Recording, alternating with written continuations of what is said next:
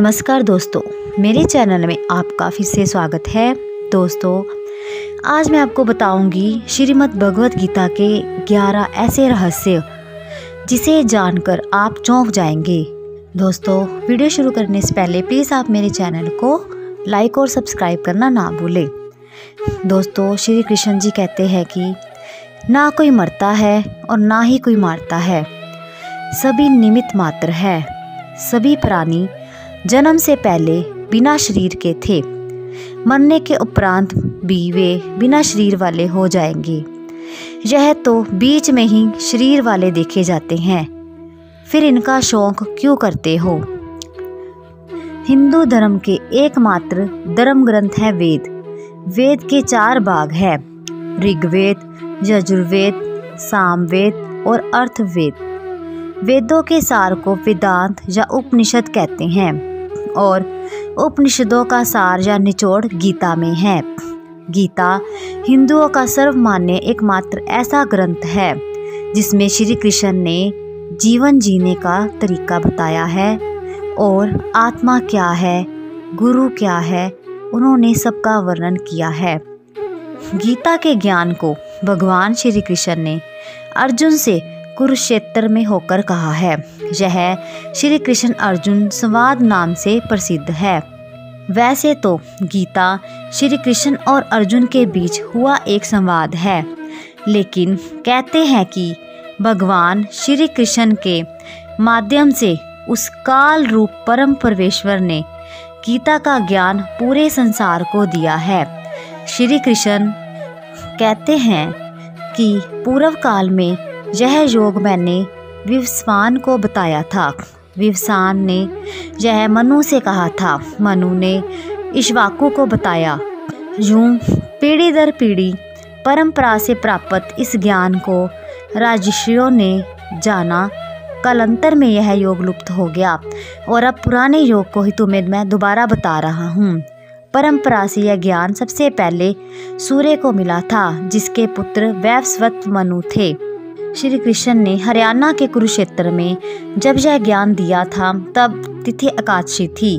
उस दिन रविवार था। उन्होंने यह ज्ञान लगभग 45 मिनट तक दिया था। गीता में श्री कृष्ण ने 574, अर्जुन ने 85, संजय ने 40 और धृतराष्ट्र ने 1 श्लोक कहा है। श्री कृष्ण ने गीता का ज्ञान अर्जुन को इसलिए दिया क्योंकि वह कर्तव्य पथ से भटकर सन्यासी और वैरागी जैसा आचरण करके युद्ध छोड़ने को आतुर हो गया था। वह भी ऐसे समय जब की सेना मैदान में डटी थी। ऐसे में श्री कृष्ण ने उन्हें अपना कर्तव्य निभाने के लिए यह ज्ञान दिया। गीता को अर्जुन के अलावा और संजय ने सुना और उन्हें धृतराष्ट्र को सुनाया। गीता में जीवन का सार है। श्री कृष्ण ने महाभारत युद्ध में अर्जुन को कुछ उपदेश दिए थे, जिससे उस युद्ध को जीतना पार्थ के लिए आसान हो गया। यहाँ दिए गए गीता के कुछ उपदेशों को मैं आपको बता रही हूँ और आप इसे अपनी जिंदगी में शामिल करके अपने लक्ष्य को पाने में भी सक्षम होंगे।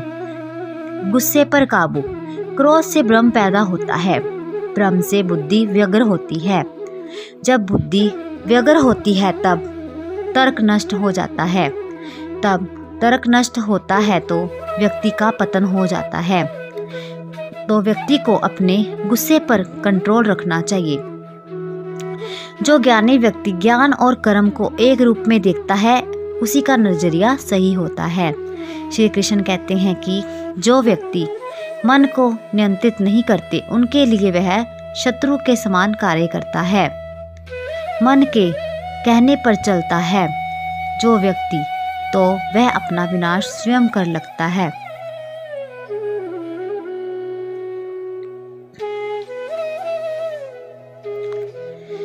मनुष्य अपने विश्वास से ही निर्मित होता है। जैसा वो विश्वास करता है वैसा ही वो बन जाता है। मन पर नियंत्रण बहुत जरूरी होता है। मन बहुत चंचल होता है और वह सदा यहाँ से वहाँ भटकता है। अशांत मन को योग और ध्यान का नियमित अभ्यास कर वश में किया जा सकता है। मनुष्य को हर दिन आत्मचिंतन करना चाहिए। आत्मचिंतन से जो ज्ञान प्राप्त होता है, उससे व्यक्ति उसके अंदर छुपे अज्ञान रूपी अंधकार को दूर कर सकता है। भगवान श्री कृष्ण ने गीता में कहा है कि मनुष्य जैसा कर्म करता है उसे उसी के अनुरूप परिणाम की प्राप्ति होती है। इसीलिए जीवन में अच्छे कर्म को महत्व देना चाहिए। मनुष्य जो चाहे वह प्राप्त कर सकता है, बस जरूरत होती है तो इच्छित वस्तु को प्राप्त करने लगन के साथ कार्य करने की। ऐसा करके मनुष्य सफलता प्राप्त कर सकता है। प्रकृति के विपरीत कार्य करके मनुष्य तनाव से ग्रसित होता है। यही तनाव मनुष्य के विनाश का कारण बनता है। इसीलिए तनाव से मुक्त रहने के लिए धर्म और कर्म का मार्ग अपनाना चाहिए। कृष्ण कहते हैं कि मनुष्य जिस तरह सोचता है उसी तरह का आचरण करता है। स्वयं के अंदर जो विश्वास को जागृत कर सोच में बदलाव ला सकता है, उसी के लिए उसका जीवन बेहतर होता है। बुद्धिमान व्यक्ति कर्म को प्रदान करता है, वह उसके फल के बारे में कभी नहीं सोचता। किसी काम को करने का यही उत्तम और उचित साधन है कि हम अपना कर्म करें और फल की इच्छा ना करें। गीता में कहा गया है कि हर व्यक्ति को स्वयं का आकलन करना चाहिए। हमें खुद हमसे अच्छी तरह से और कोई नहीं जानता, इसलिए अपनी कमियों और अच्छाइयों का आकलन खुद कर एक अच्छे व्यक्तित्व का निर्माण करना चाहिए।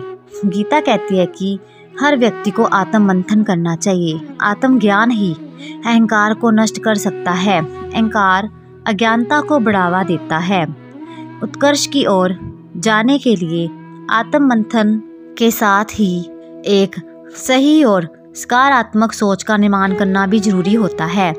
जैसा आप सोचेंगे वैसा ही आप आचरण करेंगे।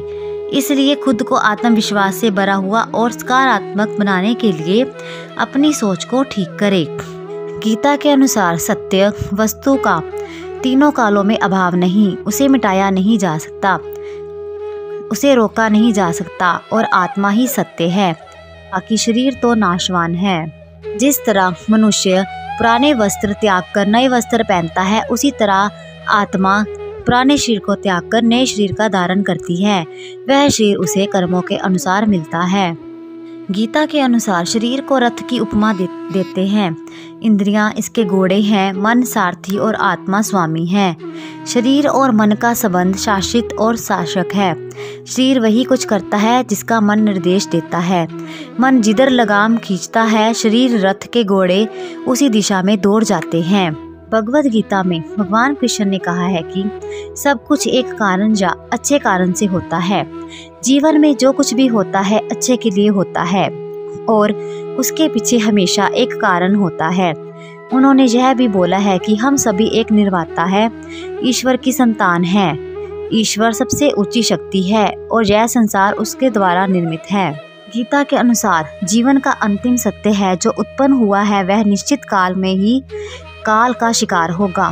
कितना भी बड़ा धर्मात्मा पुण्य आत्मा क्यों ना हो, जो आया है उसे जाना होगा। लेकिन यह बात भी परम सत्य है कि मनुष्य के कर्म उसे मृत्यु के बाद भी संसार में जीवित रखते हैं। हे अर्जुन, ब्रह्मलोक सहित सभी लोक पुनर्वृत्ति है, परंतु मुझे प्राप्त होने वाले का पुनर्जन्म नहीं होता। मृत्यु के बाद जीवात्मा कुछ काल के लिए अपने शुभ अशुभ कर्मों के आधार पर किसी न किसी लोक में वास करती है। यदि पाप ज्यादा है तो नरक लोक, यदि पुण्य ज्यादा है तो स्वर्ग लोक। श्री कृष्ण ने कहा है कि सत्य से बढ़कर कोई धर्म नहीं है, असत्य से बड़ा कोई अधर्म नहीं है। सत्य का एक दूसरा नाम प्रेम भी है। जीवन में प्रेम लाओ और सभी से प्रेम करो। कृष्ण ने कहा, हे अर्जुन, मैं ही गर्मी प्रदान करता हूँ, मैं ही बारिश लाता हूँ, मैं ही रोकता हूँ, मैं ही अमर हूँ और मैं साक्षात मृत्यु ही हूँ। आत्मा तथा पदार्थ दोनों मुझ में ही हैं। जो लोग भक्ति में श्रद्धा नहीं रखते वे मुझे पा नहीं सकते, अतः वे इस दुनिया में जन्म मृत्यु के रास्ते पर वापस आते रहते हैं। जिसने जन्म लिया है उसकी मृत्यु निश्चित है और मृत्यु के बाद पुनर्जन्म भी निश्चित है। प्रत्येक बुद्धिमान व्यक्ति को क्रोध और लोभ का त्याग कर देना चाहिए, क्योंकि इससे आत्मा का पतन होता है। हे अर्जुन, क्रोध से भ्रम पैदा होता है और बुद्धि का नाश हो जाता है। जो सब प्राणियों के दुख सुख को अपने सुख दुख के समान समझता है और सबको समभाव देखता है, वही श्रेष्ठ योगी होता है। जो लोग हृदय को नियंत्रित नहीं करते, उनके लिए वह शत्रु के समान काम करता है। जो व्यक्ति निरंतर विचलित भाव से भगवान के रूप में मेरा स्मरण करता है वह मुझे अवश्य ही पा लेता है। हे अर्जुन, श्री भगवान होने के नाते मैं जो कुछ भूतकाल में घटित हो चुका है, जो वर्तमान में घटित हो रहा है और जो आगे होने वाला है, मैं सब कुछ जानता हूँ। मैं स्वस्थ जीवों को भी जानता हूँ, किंतु मुझे कोई नहीं जानता। हे अर्जुन, मैं जल का स्वाद हूँ, सूर्य तथा चंद्रमा का प्रकाश मैं ही हूँ। मैं वेद हूँ, मैं आकाश में ध्वनि हूँ, मनुष्य में सामर्थ्य भी मैं ही हूँ। हे पार्थ, जिस भाव से सारे लोग मेरी शरण में ग्रहण करते हैं उसी के अनुरूप मैं उन्हें फल देता हूँ। जो मेरे आविर्भाव के सत्य को समझ लेता है वह इस शरीर को छोड़ने पर भौतिक संसार में पुनर्जन्म नहीं लेता, वह मेरे धाम को प्राप्त होता है। हे अर्जुन, मैं वह काम हूँ जो धर्म के विरुद्ध नहीं है। जो लोग निरंतर भाव से मेरी पूजा करते हैं उनकी जो आवश्यकताएं होती हैं उन्हें मैं पूरा करता हूँ, और जो कुछ उनके पास है मैं उनकी रक्षा करता हूँ। मैं भक्तों का उद्धार करता हूँ, दुष्टों का विनाश करता हूँ और हर युग में प्रकट होता हूँ। जब भी और जहाँ भी अधर्म बढ़ेगा तब मैं धर्म की स्थापना हेतु अवतार लेता रहूँगा। मैं ही लक्ष्य, पालन करता, स्वामी, धाम, शरण स्थली तथा प्रिय मित्र हूँ। मैं ही सृष्टि, ब्रह्मांड, सबका आधार, आश्चर्य, अविनाशी बीज मैं ही हूँ। जिसने मन को जीत लिया उसके लिए मन सबसे अच्छा मित्र है। जो मन को नहीं जीत सकता वह उसका दुश्मन है। अगर कोई भक्ति भाव से मुझे पत्र, फूल, धन, जल प्रदान करता है तो मैं उसे स्वीकार करता हूँ। हे अर्जुन, जो मेरे किए को स्वीकार करता है मैं सदैव उसके साथ होता हूँ। मनुष्य जो चाहे बन सकता है अगर वह विश्वास के साथ इच्छित वस्तु पर लगाकर चिंतन करे तो।